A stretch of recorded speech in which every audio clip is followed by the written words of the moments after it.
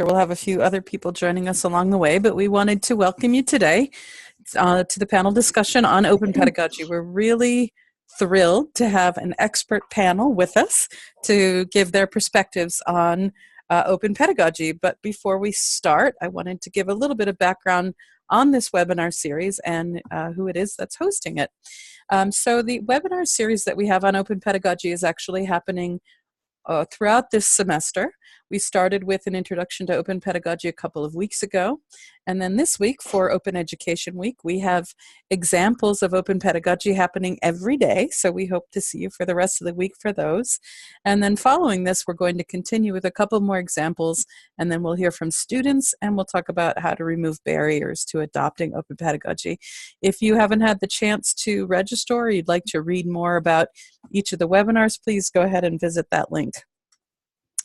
So this webinar series is being hosted by SUNY, the State University of New York, and by the Open Education Consortium.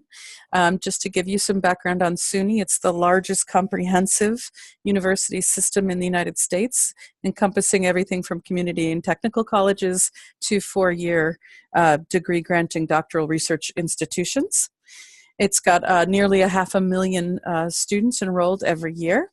And the host of the webinar series is the SUNY Fact2 Council, which is the Faculty Advisory Council on Teaching and Technology. One of the task force of this advisory council that works system-wide is on open education initiatives. And this year we're focusing on open pedagogy. And so we thought it would be a great idea to introduce the concept of open pedagogy, to give some illustrations of what it looks like when it's being done in the classroom, and to partner with the Open Education Consortium that has a worldwide constituency focusing on open education. So with that, I'd like to turn it over to Susan. Hi, good day to everyone. I know we are literally global on this phone call. Just a quick briefing about Open Education Consortium. We are a global nonprofit with members based literally around the world.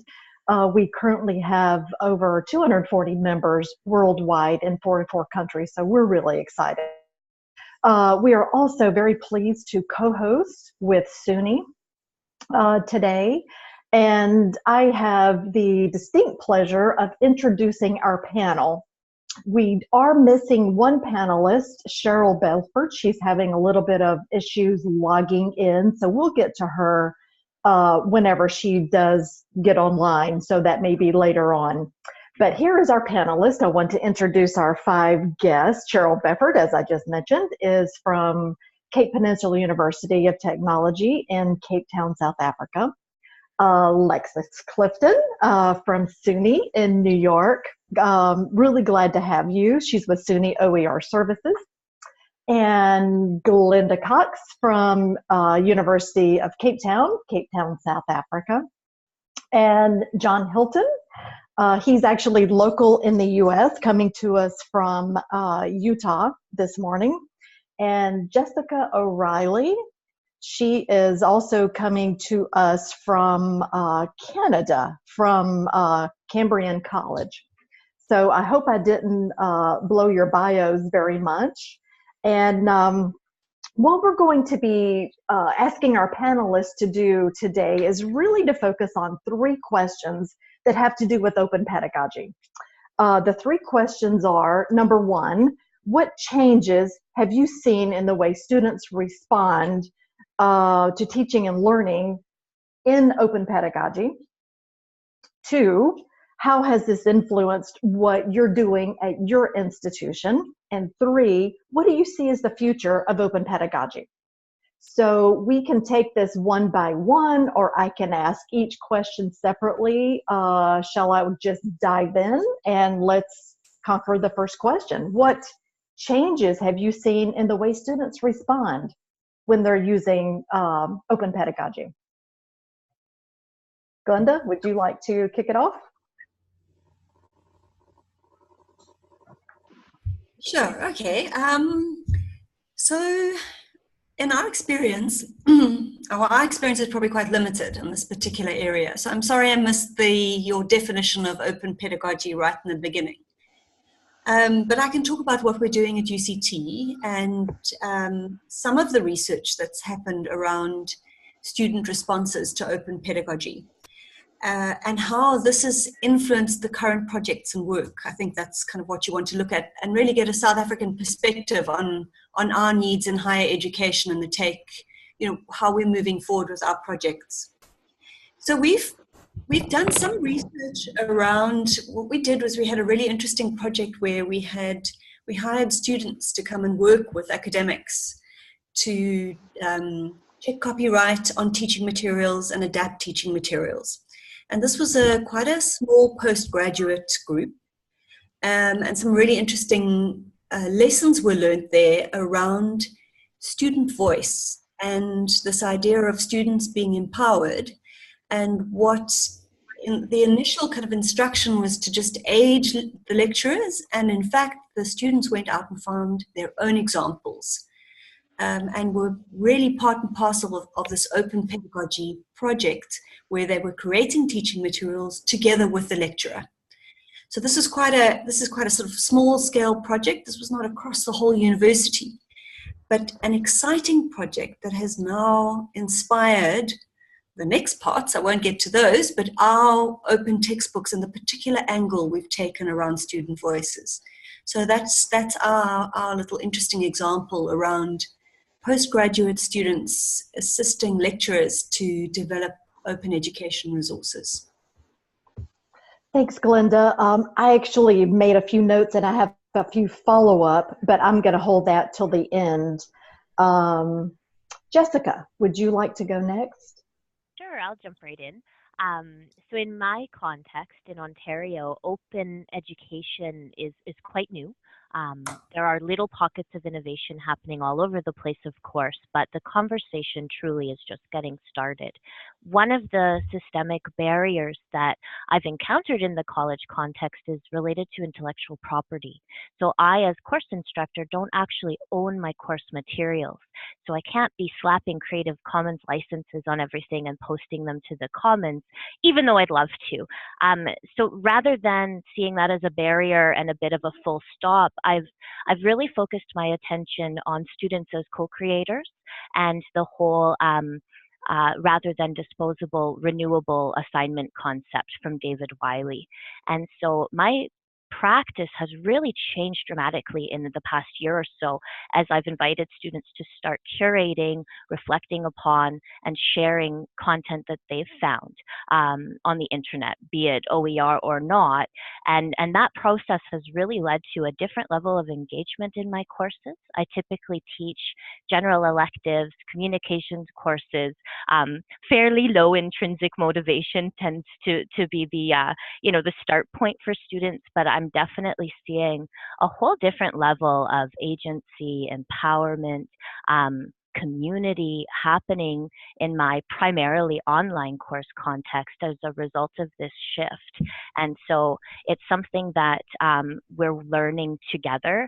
One important step that I'm seeing now that I've been doing this for a few semesters is how it flows from one course to another. So for example, last semester I encouraged students to post to an open learner patchbook. So it's all about reflecting on their skills as learners. They were invited, not mandated of course, to post to a public facing website that is Creative Commons licensed. So I was able to take learner submissions from last semester and incorporate them into my course this semester. And so there's this beautiful sort of narrative arc that's happening now where I see student voice rather than at the margins of my course, actually right front and center, and students are now communicating with each other across the boundaries of semester or course delivery. So that's been fairly substantial in terms of my own engagement, even in the marking process and the feedback process, and certainly students are seeing each other in the course and responding very well to that. Okay, just jotting down a question I have for you as well. Thank you, Jessica. And Alexis. Sure. So one of the things that I find most exciting and interesting in terms of open pedagogy is how students kind of understand the implications of audience almost immediately and respond to that without any kind of extra prompting, usually on the part of the faculty members, that they understand that there's a potential for a much wider audience, an audience that doesn't have the background of the rest of the materials in the class, an audience that might have very many different applications for what they're putting out there into the world. And so that definitely ups the ante in their mind and ups the performance usually as a result. It's not universally true, but generally speaking, I think they really respond well to the idea of having something in the public, or at least public in the community of the school, that is attached to their name or attached to their, some kind of persona that can carry with them. And so we've seen students that have worked on pieces or full editing projects for textbooks, for instance, use that in their applications to transfer from a community college into a four-year school, or apply for graduate schools using the work that they've done in open pedagogy as a part of their vita. So I think that that's something that really has a long tail and can be very exciting. Great. Thanks, Alexis. And John, to you. Well, I've got a lot of thoughts on this. I have about 2 hours to respond. Is that right? Yeah, but could you narrow it down to about 2 minutes? Yeah, okay, perfect. So I don't know if the chat's working here, but I'm going to put a link to an article. If people are interested in the longer version, you should be able to see it in the chat window there. One of the things that I find fascinating is trying to think about what's happening with open pedagogy, but it's so important to define what that term is, because it means so many different things to so many different people. So as I'm talking about it, I will focus on what David Wiley and others have referred to as OER-enabled pedagogy, meaning a specific set of pedagogies that are enabled by the use of open educational resources. Because in some contexts, it almost seems like any kind of good teaching of any sort that involves students or gives student agency is labeled as open pedagogy. But if everything that's good becomes open pedagogy, then it's really hard to measure what is this and what is working. And just one kind of specific example that maybe we can discuss more in depth later on. I've recently been involved in a series of evaluations of open pedagogy, and overall, students, we had surveyed approximately 300 students, and they felt that they were learning at the same or deeper level with open pedagogy as without it. But when you got into the details, when you looked at some classes that were doing one aspect of open pedagogy and others that were doing a different one, there were wide divergences. So in some cases, students really loved a particular activity that's labeled as open pedagogy, but didn't like a different activity that had the same label. So they're both open pedagogy, but this specific activity worked very well for us, but the other activity did not. So I think the more that we can start to refine and think about what exactly do we mean when we're talking about open pedagogy and hear the student voice, the better. So just at a broad level, since I've already used most of that 2 minutes, in the surveys that we've done, students tend to really appreciate the agency that others have already talked about, the opportunity to define more broadly their objectives or what they're going to do, or participate in the creation of a resource. So that seems to be very positive.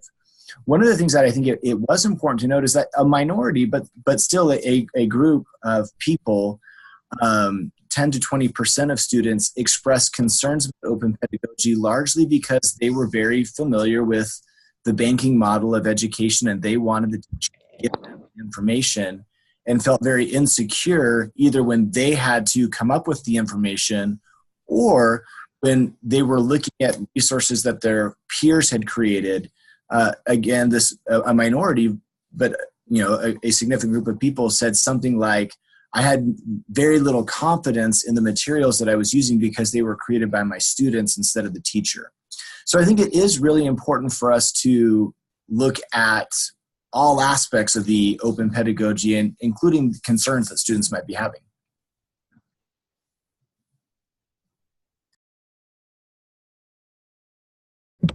Thanks, John, and appreciate the 2 minutes. That was great, but we're going to come back to you, so you're really not done yet.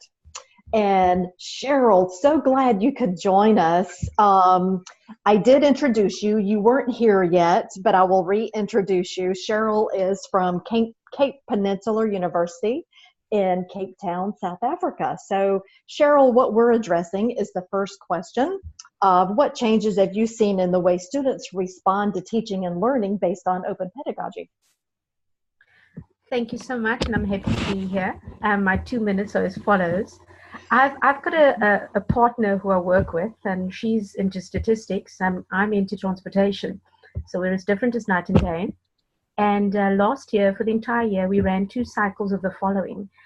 We had students develop screencasts on small concepts in their content.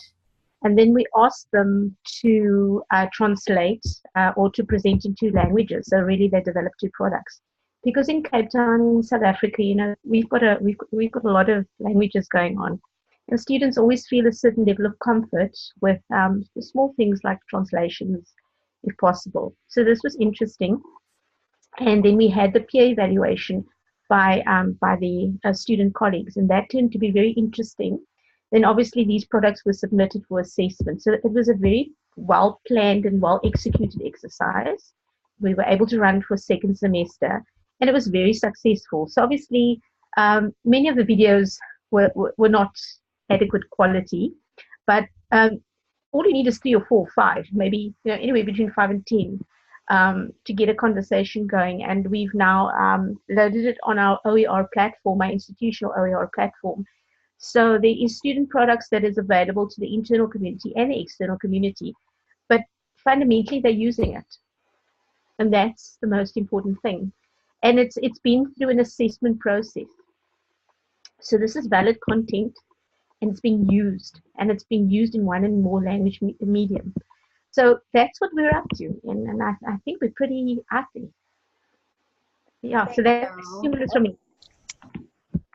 That's super. Cheryl, you might share your link with us where the student content is located that you mentioned. Some of the attendees might be interested in that. So let's move on. Actually, many of you have already answered the second question as to what you're doing at your institution. So what I'd like to do in lieu of time so that we can allow the attendees to also ask questions, because I see a few questions or comments popping up in the chat. I want to give everyone time to comment, is to move on to question number 3, which is, what do you see as the future of open pedagogy?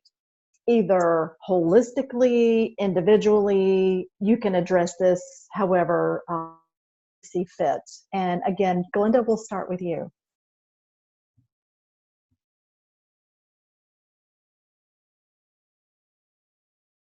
Hi, okay, so I did give an example of the student work, but the current project that we're doing that I wanted to mention is called Digital Open Textbooks for Development, and that's a project that we've got running at UCT at the moment that has been funded by the IDRC in Canada. And I won't get into too much detail about it here, but essentially there are 3 components. There's a research component, there's a grants component where educators are given some money to develop open textbooks. And then there's an advocacy phase. So, and this is where the advocacy phase gets into this kind of future question. So what we're trying to do is build a study at the University of Cape Town about what's happening in open textbooks. And there are already a lot of open textbooks that, in fact, some that we've discovered we didn't know about. Set up a research conceptual framework around that. And as Cheryl mentioned, in South Africa, we have multi-languages. We also have issues of increasing access for students, decreasing cost of materials like textbooks, and also transforming the curriculum. So for us, textbooks have this, open textbooks have this enormous potential to include student voice, include collaborators, and actually transform the curriculum. So we're very excited from a social justice perspective about this project. But what we're hoping in terms of the future is that what we can do with this project over the next couple of years until it runs until the end of 2020, we want to build a sound research base with really good examples. We want to look at IP policy across South Africa, and we want to put together a policy brief and actually draw in stakeholders who will be interested in hearing what we're doing from across South Africa. And hopefully this can actually move this kind of openness agenda forward. And yes, using textbooks specifically, but we feel that open textbooks are very powerful. People really get that. Open education resources, it's a little still doesn't always sit properly. And people get a bit confused about what exactly that is. But an open textbook, everybody gets that. And we're really excited about doing this. We know that John Hilton has been doing this for a long time. We know that this has been happening globally. And certainly decreasing cost is a big issue for us. But for us, it's about transforming the curriculum. So we don't know the future, but we're hoping to have this really sound research base that we can take out to our colleagues in South Africa who are interested and to the government, and suggest a way forward with open textbooks in South Africa. That was 2 minutes-ish, sort of. Thanks.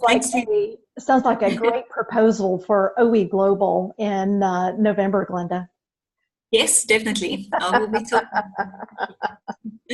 Thanks, Susan. Yeah, no problem. I'll be reminding you of that. So I'm jotting down, and I will prepare a one-pager when we finish to kind of summarize everything you guys are saying, because I really think this is important, because you've mentioned things like student voice, transforming curriculum, developing the policy brief. I love that. And of course, decreasing cost. And while that is important, I do think that that's getting lower and lower on the level of importance, because these other things are, really rising. So let me step out of this. Jessica, to you, where do you see the future of open pedagogy?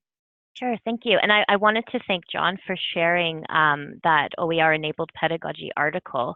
I actually blogged about it when I first read it, so I'm sharing the shameless self-promotion here, share the link to my blog post. But it was very grounding for me as I was trying to situate myself within a definition of open education practices, open pedagogy. So the OER-enabled pedagogy has actually helped me start conversations with students.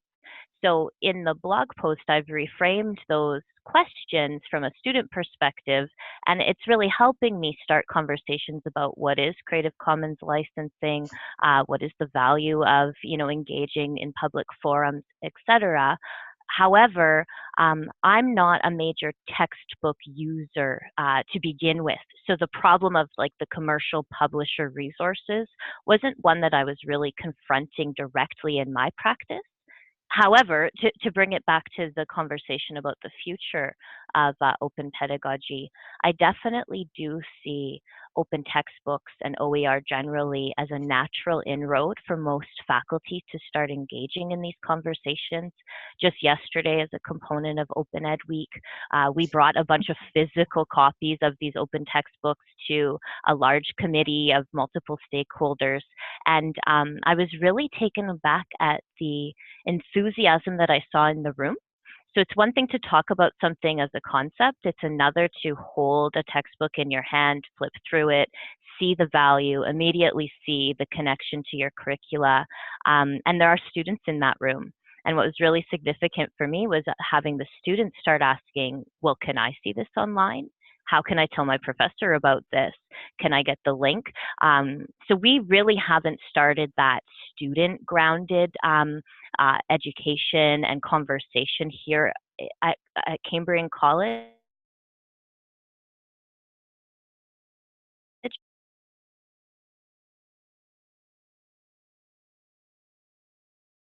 But as soon as the students opens for what naturally follows, which is all of the things, the 5 R's that these OER enable. So I see that as the more immediate future, at least at Cambrian College. Thanks, Jessica. And I will say, I agree with you wholeheartedly about that enthusiasm. There is nothing like seeing a panel of students giving their own personal testimonies, so to speak, with how open resources has actually changed their whole educational path. So thank you so much, Jessica. Appreciate it. Alexis, how do you see the future? This is going to come across weird, but I hope it's a pretty boring future, because I think the best thing that could possibly happen with open pedagogy is that it just becomes another thing that we do as part of higher education, that it just becomes part of the normal tool set that faculty know is an option and know how to approach, that students start to get some familiarity with, you know, the projects themselves may change, but being asked to do these kinds of projects won't be a shock every single time. That campuses start to develop structures for supporting open projects. We've got a lot of them happening across the State University system of New York, but right now, they require, it's something of a learning curve every time a project is starting. So if we can start to build structures that help ease the entry point into these kinds of projects for both faculty and students and librarians and instructional designers, I think that will take us a long way. Just kind of building that expectation that, like online learning or like project-based learning, this is a kind of project-based learning, that it's a good educational practice in the classroom. And as Jessica was talking about, it is definitely an entry point into open education practices much more broadly for a lot of faculty. Again, in my position with SUNY, I see a lot of faculty that are interested in the idea of OER, but there aren't materials yet for the courses that they teach, or it's just not the right step for them to take at this moment for various reasons. But there are many ways that an open pedagogy task, even if it's a small one, can be implemented in a course and just kind of grow and build from there. And it's also not uncommon when you're talking to faculty about what they actually do in their classrooms that they're doing something that would fit into this category anyway. It might need a little bit of tweaking to meet the OER-enabled pedagogy aspect, but many are open to that as soon as you recognize what's already happening in their classroom. It's a big step forward. So, you reminded me of something, Alexis, when you were talking.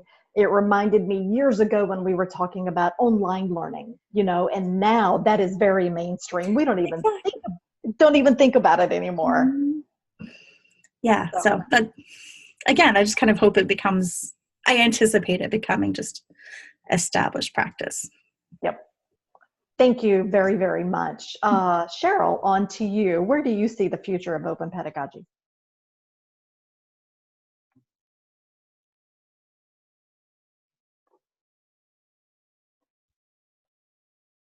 Cheryl, you're muted.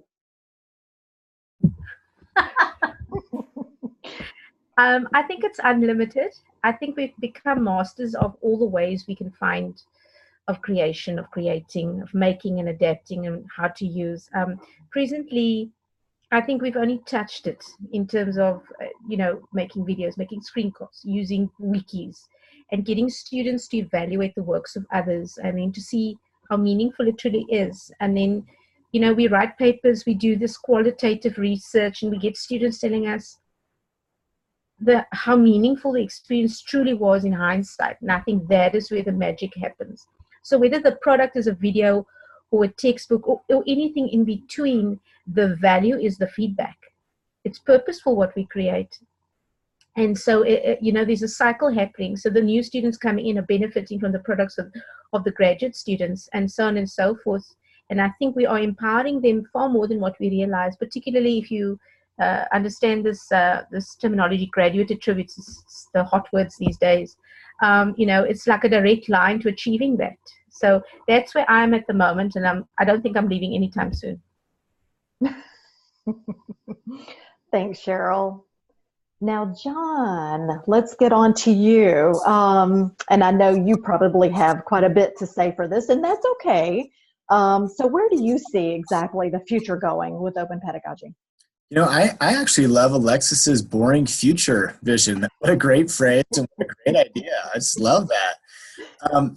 So to me, I will kind of use an analogy that a decade ago, there were lots of discussions about open textbooks. And back then it wasn't even open textbooks. It would be more like any open resource. Could a free textbook be as good as a paid textbook?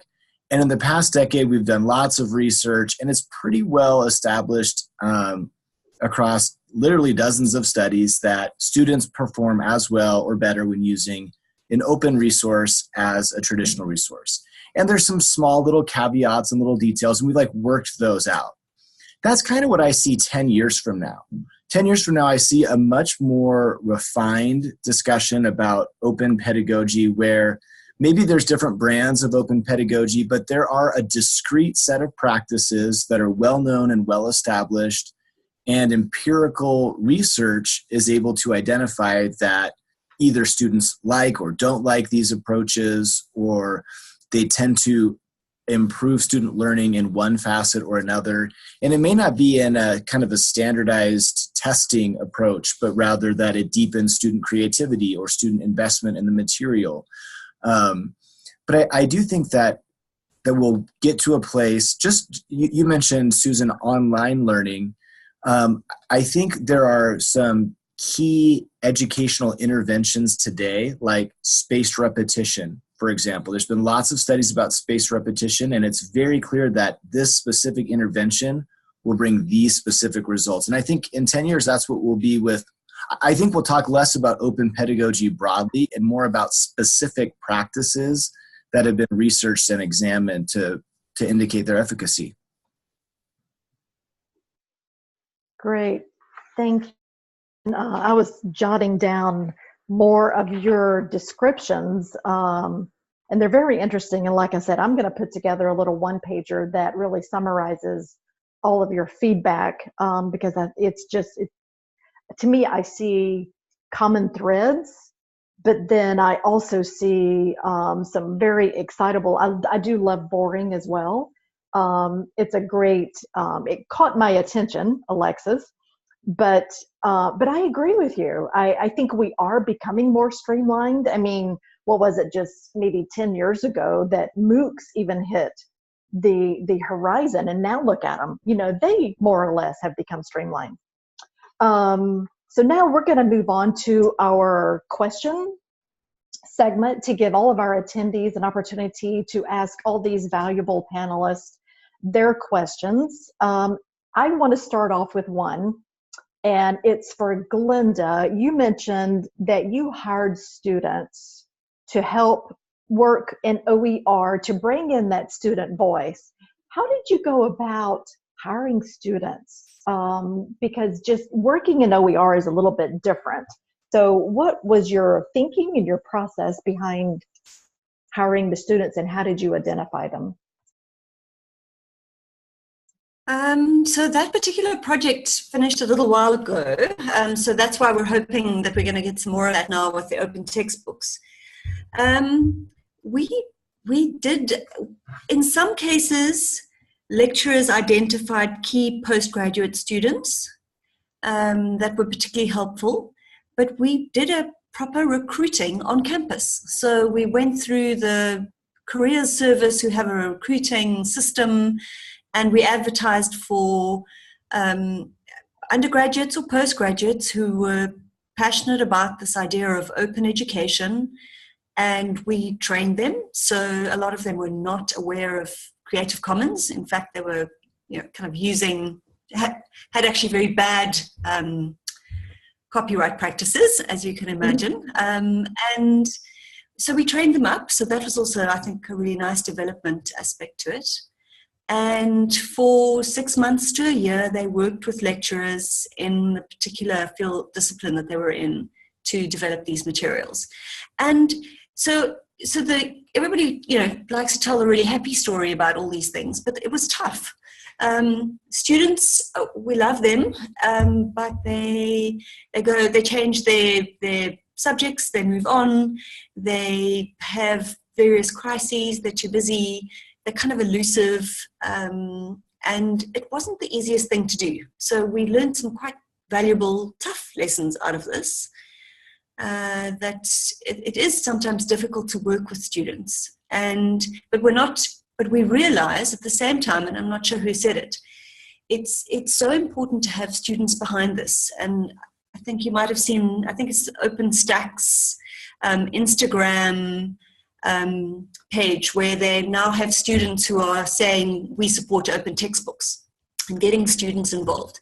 And we also feel that in our context specifically, and I know I'm talking about South Africa and it's not the same as yours, but if we can get the students mobilized, that is the future. If we can get students really aware of what's happening in terms of open pedagogy and creating materials, and that would drive lecturers to then rethink very clear. We are already rethinking curriculum, but if we have students assisting academics to do that, and we have very powerful student organizations that can do that.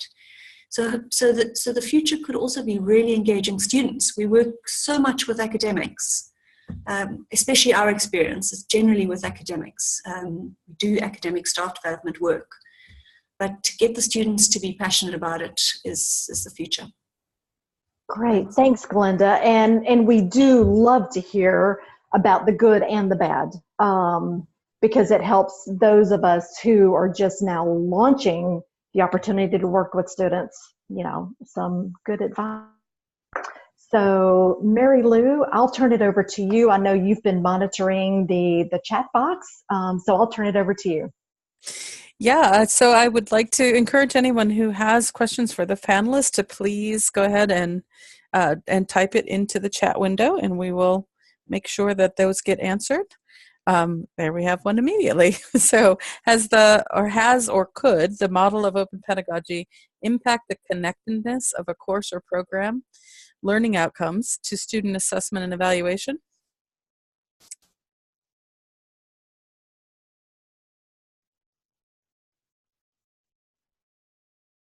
Anyone want to take a crack at that one? Yeah, I can say a quick word about this. I do think that this is a really important question. And so, Chuck, I honestly am not clear to the extent that which it can be rigorously answered at this point in time. I think there's lots of anecdotal experiences, but I do think that oftentimes with open pedagogy, the whole model of student assessment and evaluation changes. Just like if I adopt a new textbook, I'll probably change my course lecture and maybe change my assessments. If now we're restructuring things so that students are developing materials with the instructor or with each other, the whole nature of student assessment and evaluation likely changes. And to me, that's part of the fun and excitement. And it's also part of the challenge to really make sure that in building something new, you're not tearing down something that actually has some value. And are there ways to keep the best of all worlds there? One of the ways that we're approaching this as the Open Education Group is trying to develop some surveys that could be used to just gauge both student and faculty opinion about the learning outcomes. Did they feel that the learning outcomes changed as a result of open pedagogy, and if so, in what way? And again, like going back to the definition of open pedagogy, I think it depends on whether this was a small intervention that was done, like we're going to create some multiple choice questions to help us create a quiz bank for this open resource, or a completely radical redesign of the course where we're building from scratch. So that's a poor answer to a great question, but as always, I think it's the questions that matter, and I'd love to hear what the other panelists think as well. Can I jump in there? Of course. I've been really ruminating on Rory McGreal's editorial piece in Erodal that was just released, and he's sort of signaling the same important need to connect these interventions to learning outcomes. So moving the conversation away from the Kilpatrick level 1, did they like it, the quote unquote smiley face research, to tangible, grounded outcomes. And I'm struggling with that a little bit. The researcher in me understands the conversation, but the practitioner is struggling because the affect piece has been so hugely important. And again, as John has mentioned, it's very difficult to pinpoint actual empirical changes when it's been such a radical shift in practice. I'm not sure how I could go about quantifying empirically what's happening here without bringing in student emotion, because agency, empowerment, voice is so intrinsic to this conversation. The learning was happening in the old way. when I was assessing in a closed rather than an open manner, students were learning. The major change that I'm seeing is more related to empowerment, agency, voice. So how, as a researcher, can I quantify that in a way that sort of suits Rory's ask? I'm not too sure. So I'm answering a question with a question, but maybe someone can enlighten me.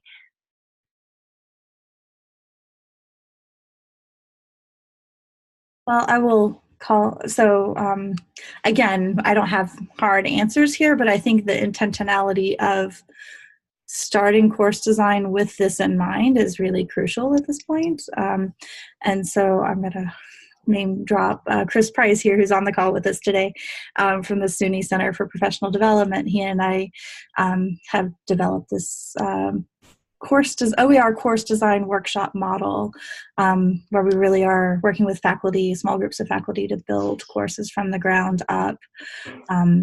And we include open pedagogy very intentionally in that process, so that as faculty are considering the goals that they have for the course, and we kind of intentionally don't use outcomes for various reasons, but the language of course goals, and looking at how open pedagogy might be used to address those goals and to engage the students in the course. Again, there's no concrete study that could be done as a result of that, or if there is, I'd have to put some serious thought into it. But I do think it's a really nice part of intentional course design.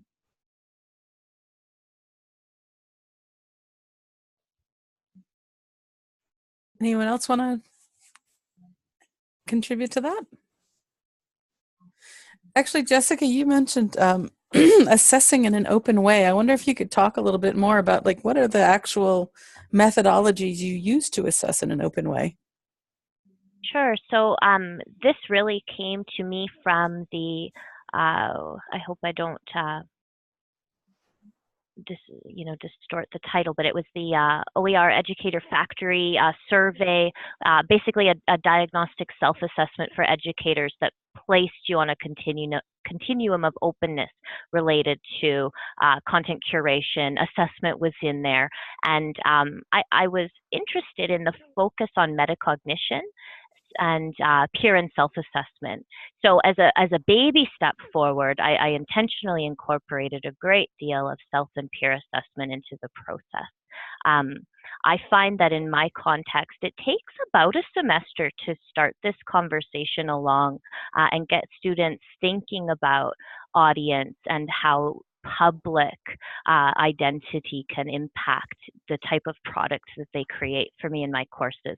So in terms of an open public-facing deliverable, I tend to save that for the capstone or the final major assignment, so that it allows me to build the process along the way and start conversations early about things like Creative Commons, even the technology. We assume that students are so comfortable with these things. They're not.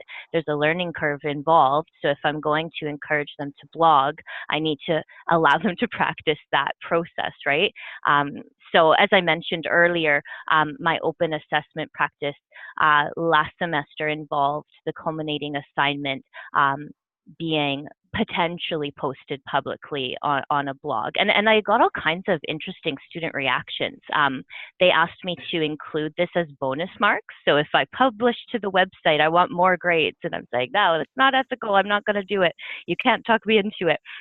They needed to understand what the Creative Commons license meant. I had a student run to me after they posted the blog saying, oh my goodness, someone who I don't know has commented. I'm like, yes, we talked about this as like, this is the value. They even asked me questions like, will this cost me money to post this online? Can my grandma in India see this blog post? How can I share that with her? And for the first time in my academic teaching career, I had students come up to me after the final grade was in saying, you know what, I just feel like it needs a bit more work before we put it on the website. Can you take some time to workshop this with me one more time? So I guess that's what I mean when I talk about open assessment practices. This semester, we are creating a website as a cohort that talks about how, in a local context, so I'm in Sudbury, Ontario, how are people, agencies, initiatives working at the grassroots level to support UNESCO's 17 Sustainable Development Goals. So I'm hoping that students will opt to contribute to this website, allow that to be a public-facing, deliverable, and I can continue to grow that resource over time with other students commenting, critiquing, building upon the groundwork that my students are putting in place right now.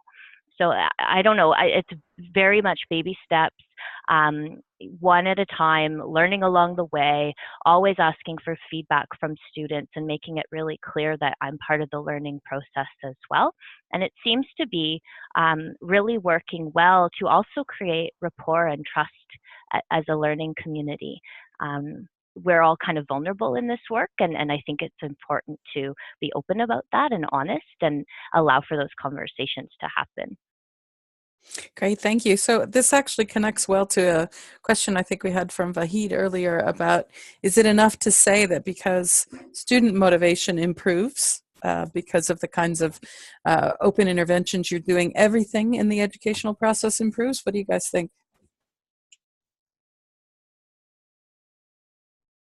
I guess he's asking, is motivation the key to education?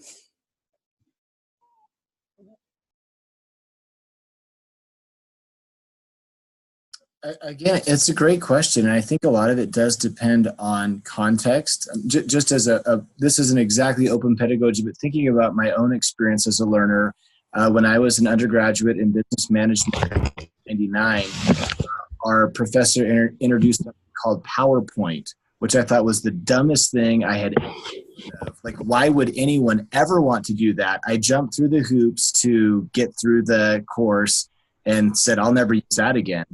2 years later, I was teaching in the classroom, and I thought, wow, this would be really cool. And I bought a book on how to do PowerPoint and created my PowerPoint for the classroom. So as a motivated, engaged learner who cared about the content, that was the only thing that really mattered. Once I cared and knew, then I could go like crazy. So I wouldn't sell the idea of student buy-in and motivation. But at the same time, especially in certain areas or bodies of knowledge, there are core facts that you have to know. And so if you don't know this certain core group of information for whatever your specialty is, it doesn't matter how excited you are. So I think there's a balance between trying to build and infuse both excitement and enthusiasm, but also core competency.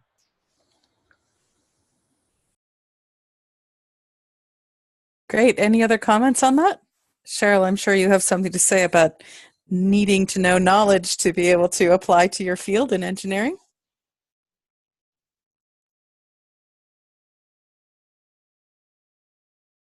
Cheryl, Oh, you're muted again.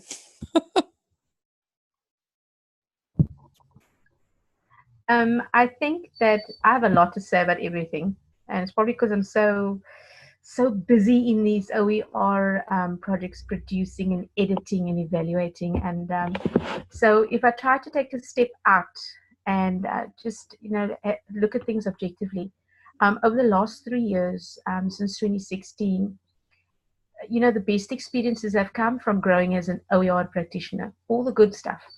And the project work especially has benefited the students so much. I enjoy my undergrads in postgraduate studies as well, and I see the growth. And they say all the time it's because they produced and then they evaluated, and that's where they attribute all their growth from. So I'm always going to be a big big supporter of OER, always. Great. So we had another suggestion actually in the chat window about self-assessment rubrics for students in open setting. If they can, if you, as an instructor, can create a solid rubric, would that be a way for students to perhaps do peer assessment as well as self-assessment? But the last question I think I would like the panel to address, because it's pretty meaty, is on a practical level, is open pedagogy a scalable notion? Can it be positioned at all levels of higher learning, or is it more successful for a particular group of students?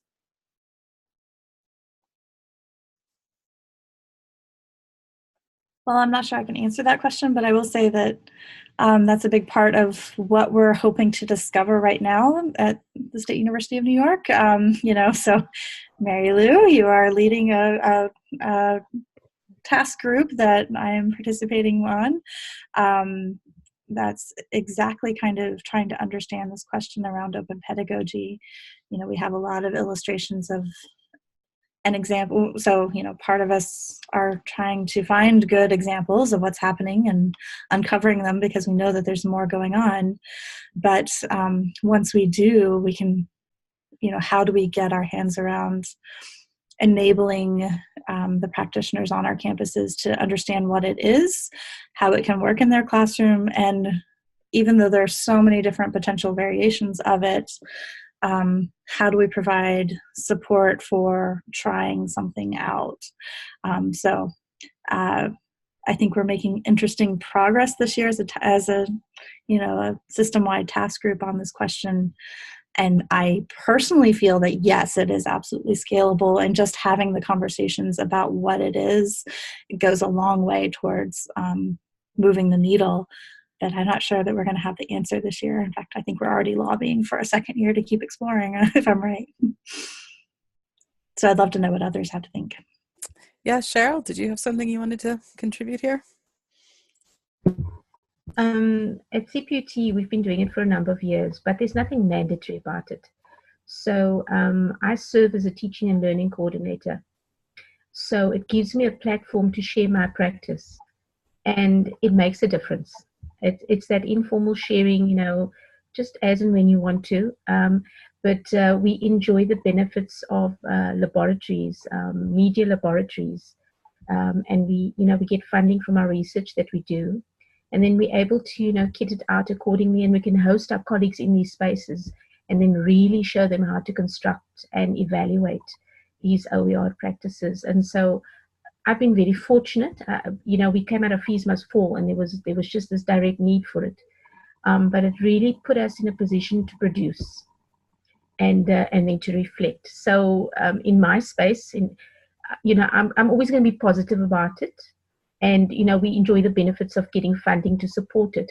So it's not mandatory, but it's becoming a norm, because colleagues are saying, let's try this. Let's see what we can do about things like this. Let's participate in the project and see the value of it. And the OER project in our space is running now for 4 years. So we're doing good stuff. So maybe it will become mandatory. I don't know. But, you can't go back. Once you go OER, you can't go back. All right. Any other thoughts on whether open pedagogy is scalable, and is it appropriate for all levels of education? Just one quick thought on this, and I'm sorry to keep sounding the same idea, but I just draw an analogy with what we've seen with open textbooks over the past 10 years or so. Sorry, I've got a job shadow with me right now. Over the past 10 years, OER was originally not scalable in my view, but what changed was we started developing resources that were better and stronger that could scale. And so it made it easier for someone on the outer edges to say, oh, I'll get in on this. 10 years ago, if you wanted to teach with OER, that was a huge effort, and there was not a lot of resources, and you had to work really hard to make it happen. Now it's much more plug and play. And I think that maybe we'll see the same thing with open pedagogy as different ideas become more and more refined, that it will be easier for people to join in. I think that will be important for scaling. Great. Thanks, John. Anyone else? Hi. Yeah, Mary Lou. Just in terms of our open textbook project that we have right now, we've got this range, and this was one of the things that we wanted to do. We wanted to look at big first-year courses like Maths 1 and Chemistry 1, and look at how we can open up materials in those particular courses. And as John says, say, for example, for something like chemistry, there's certain core concepts that you need to understand. And it's very interesting, this particular example, chemistry example, where they've realized because of the multilingual nature of students coming into the University of Cape Town, where English is not their first language, that there are different ways of explaining different chemical concepts. And so what they want to do with this open textbook, it's going to enable a conversation, first of all, in kind of quite a cool app that allows students to discuss and record their translations of particular concepts, and these are going to be embedded into this chemistry textbook. So that's a really good way of looking at a real, what we would refer to as a killer course, where lots of students really struggle with Chemistry 1. Maths, the same thing. But we've also got quite exclusive, more postgraduate examples and textbooks in general surgery. So I think this can be done at all levels. I don't think it just has to be those first-year courses. I think it can be postgraduate as well. And I think it's a case of we've been trying to sort of nail this in a quantitative sense of kind of how can we say, that student outcome is that assessment is a way to see that students have actually improved their learning through open pedagogy. And it's a very difficult causal relationship to establish. But to have these kind of qualitative stories around these examples and get students to actually tell their stories about their agency and their empowerment might be quite a useful angle for us to go at this as researchers, because I think trying to do this quantitatively is so difficult to, as I say, establish that causal relationship. So hopefully we'll have lots of really interesting stories, and through those qualitative studies we can build stories that will inspire others. Wonderful. Great. Thanks very much. We've come to the end of our webinar, so we want to acknowledge our panelists and thank them very much for their wonderful contributions and great thoughts. And as Susan said, she's going to be compiling a one-pager on this. We'll post that in the webinar series. I'm sure it'll also be posted on OEC's website. We'll share this around. A reminder for webinars that are coming up, if you'd like more of this, more ideas, please join us for the rest. And again, one more time, thank you to all the panelists. It's been a wonderful hour with you. Yeah, thanks so much for taking your time. We really appreciate your input.